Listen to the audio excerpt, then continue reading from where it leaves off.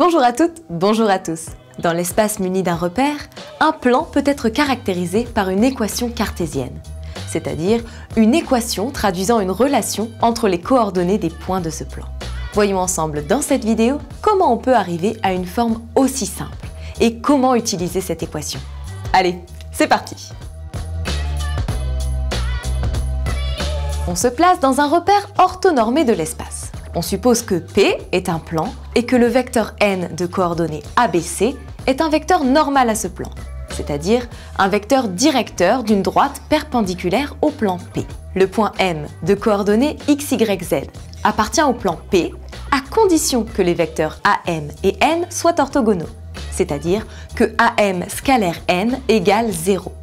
En traduisant cette égalité à l'aide des coordonnées, on obtient une égalité équivalente de la forme AX plus BY plus CZ plus D égale 0, qui est appelée équation cartésienne du plan P.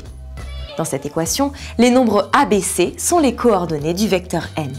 Attention, dans le plan P, il y a une infinité de points A possibles, et le plan P possède une infinité de vecteurs normaux, tous collinéaires entre eux. Donc, le plan P possède une infinité d'équations cartésiennes.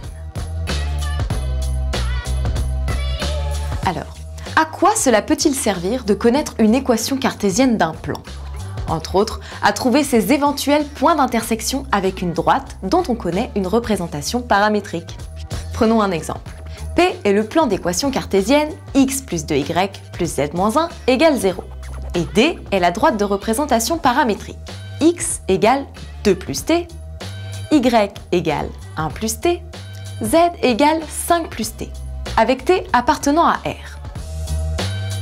Pour trouver leurs éventuels points communs, on remplace dans l'équation cartésienne de P x, y, z par leurs expressions en fonction de t dans la représentation paramétrique de D.